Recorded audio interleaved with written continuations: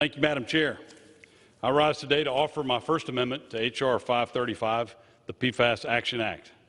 For the last several years, my constituents and neighboring communities in North Carolina have dealt with contamination from the PFAS chemical GenX. The company Chemours has been discharging this chemical into the air as well as the waters of the Cape Fear River, a common source of drinking water. To put it simply, my constituents are scared. They're frustrated because this has been an ongoing issue and they don't have enough information. This is an issue that I've been working on for many years. I've demanded action from the EPA. I had the EPA come to Fayetteville and hear directly from our community. At our community engagement event, hundreds of people attended and many shared their concerns with the potential links between GenX and serious health problems.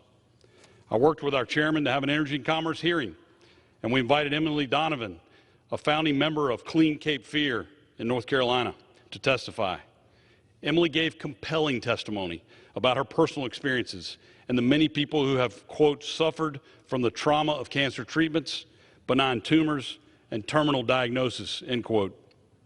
I've talked with many of my constituents, including one whose neighbor has cancer, and they don't know if it's connected to GenX. They can't get information about it, and they're worried about their own children. This is about getting answers for our community. This is about making sure my constituents are protected and the water we're drinking is safe. While I know the science behind GenX, until I know exactly what safe levels and unsafe levels of exposure are, until we can adequately clean up the exposure we've had in North Carolina, I am not going to be satisfied. I have a letter here from Secretary Michael Regan of the North Carolina Department of Environmental Quality supporting this effort. I ask unanimous consent to have this letter added to the record. This request will be covered under general leave. While I understand it takes time to develop the scientific evidence to make these decisions, my neighbors are tired of waiting. We must act now. My amendment adopts this common sense approach and requires the EPA to investigate methods and means to prevent contamination by GenX of surface waters, including source waters used for drinking purposes. This will enable us to find the best ways possible to safeguard our waters, both now and for future generations.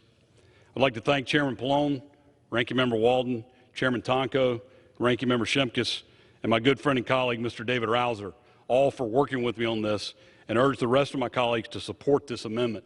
And with that, Madam Chair, I reserve the balance of my time. Gentleman from North Carolina reserves.